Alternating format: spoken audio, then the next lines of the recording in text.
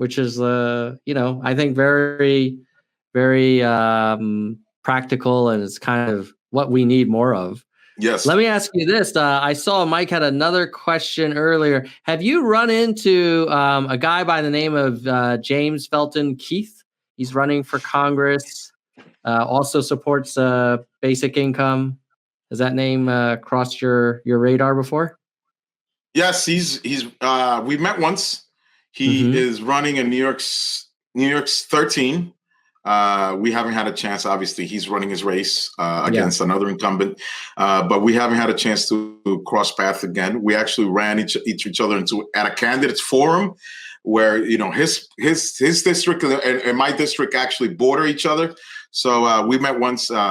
Very bright young man, and that's about it. Yeah. Well, hey, if both of you make it, then we'd get 2 more votes in Congress for Freedom Dividend. Yes, indeed. Yes, indeed. Thomas Lear wants to know, do you have a preference of Bernie or Joe? And has anyone told you before you look like Obama? That's a nice compliment. Probably the only time, because I was an apolitical person, so I got to make a small comment on that. The only time that I actually got involved a little bit in politics was during the Obama's first presidential run. I actually took a little time off and went to South Carolina and registered voters for a few days, and I was very, very excited about his first candidacy. As far as Bernie or Joe, I actually went on record and endorsed Joe Biden 3 days ago. So it's not. I tweeted it, so I can't hide it. Yes, I endorsed Joe Biden. I have nothing against Bernie Sanders. So just for the record, I don't want to get killed, but I enjoy Joe Biden because my policies and the way I approach things are more aligned to what he is. Was that a hard call, or were you kind of leaning Biden from the beginning? I actually was leaning Biden since the beginning, to be honest with you. And I was going to let out everything play out. You don't want to weigh in too early. You don't want to weigh in, way out too late. I'm one of those that I believe that, we need a new direction in the country. For the record, I'm not campaigning against Donald Trump. I still believe that we need, a new commander in chief, somebody that's a little more, that actually cares a little more about the citizens. That you don't try to embarrass them, just because they disagree with you. I don't think the commander in chief should be doing stuff like that. But I don't campaign against Donald Trump. But and I would have preferred somebody younger, generational. But I like the way Biden approaches things. Always have, since I was young. So I guess it wasn't that hard. Yeah. Well, clearly he's got a large percentage of support now, and certainly would be a upgrade over the current occupant of the Oval. Is your district? Does your district have Trump supporters? Is it mostly Democratic, or is it kind of mixed? Yeah, it's mostly Democratic, and like I said, we have pockets of Trump supporters. I've gotten like I said before, a few to switch their party affiliation to Democrat because they want to vote for me. A Republican is never going to win this district. This district is gerrymandered for a Democrat to win. Yeah. All right.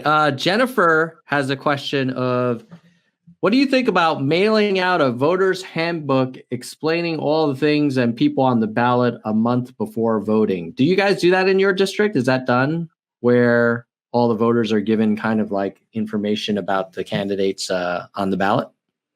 Jennifer, I love that, and I tell you right now, if I had the money, I would actually do that.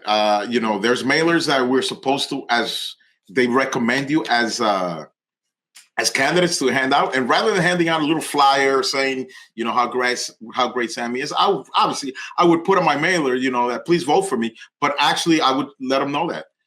These are the things that, we should be doing. While my opponents are probably going to have enough money to send out these mailers, like I said, if I raise enough money, I would love to get to implement your idea and mail out just exactly what you just said, Jennifer.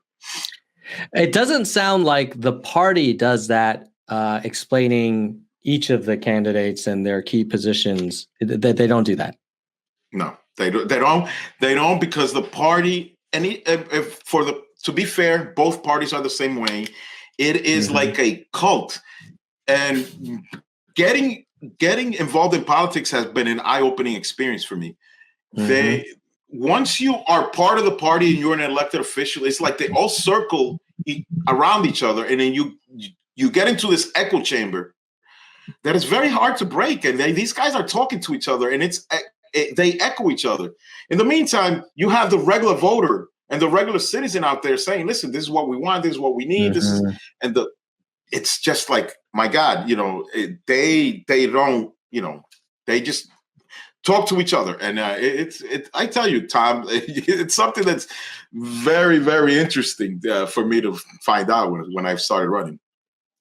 Yeah, I mean, it almost sounds like once you get in, you're kind of like a made man, and the system protects you, and You're right. doesn't really encourage competition from within the party. Yeah. But I'm gonna tell you this right now, and you read my lips and anybody else. That's something that I vow not to do. And I'm not gonna stay in Congress 30 years. That's not, that's not something I'm looking to do. I'm actually I like term limits. But one thing, I want to open up, Congress and everything for the regular folk, and one of the promises that I'm making is I'm coming once a month and doing a town hall where probably it's most needed in the district. And I'm gonna make sure that we are, people have access. And another thing that I'm going to introduce, I'm going to put the congressional district on wheels. I'm going to see if it's feasible to have probably my campaign office, or not my campaign office, my congressional office mobile. It's a big district. Where we needed more. We're going to park it somewhere. Sammy Ravello Sammy Ravello's congressional office is coming to you, rather than you have to always go to a building and having to call. Maybe I'll have my people out there roaming around the district every day. Sounds very accessible. Very much more kind of progressive way than, in a way. I remember when I was younger and we did a school trip to DC, and you did feel like you're visiting like the palace, and people had to go and they make appointment and they visit their congressman, and it's like this big thing. But I think you're advocating approach where like the congressmen work for us. Correct. 100% correct. Right. It's not like some privilege to get an appointment to talk to my freaking congressman. Yes. Yeah, no, that's super cool. Manny wanted some clarification. He says, "Hey, I just joined. Who is this, Sammy? Is he Yang Gang or only a UBI supporter? How would you characterize your relationship with the Yang Gang?" Full disclosure, one of the members of my staff is a fully vetted and supporter of Andrew Yang. He actually went and canvassed for Andrew Yang in New Hampshire and in Iowa. He was the one that introduced me to UBI, and so I don't know if I'm already a part of the Yang Gang, but I'm more. I consider myself a humanity first candidate. The policies that I want to implement are for sure, we got to think about our humans first. So I'm hoping that answers your question, Manny. Labels is dangerous only because if you don't agree 100% with people that are in this group, you get outcasted. So, I just want to make sure that, that's first. I do like Andrew Yang, though, for the record. Yeah, well, I think Jay Della Rosa was the guy that got you on this channel, and I'm pretty sure he's been in the gang for a while. So any friend of a Yang Gang is kind of in some ways a member of the Yang Gang. Let me ask you this, Sammy. By the way, do you have another 5 or 10 minutes? Can we go for a little longer? Yes, absolutely. Let's go. I'm having fun.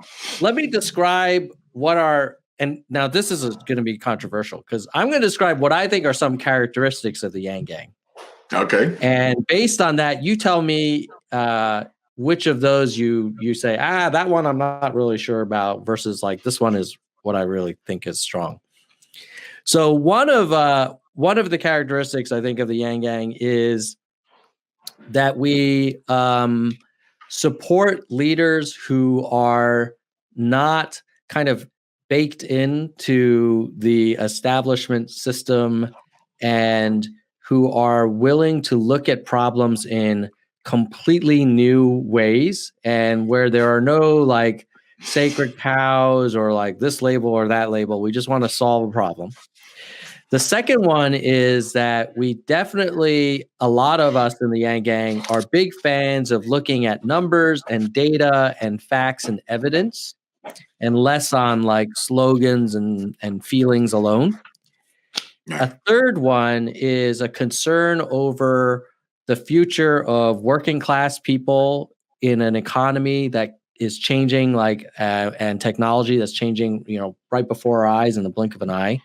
Mm-hmm. I think those are some elements of what is a Yangian approach to government. Yeah. Do any of those resonate with you?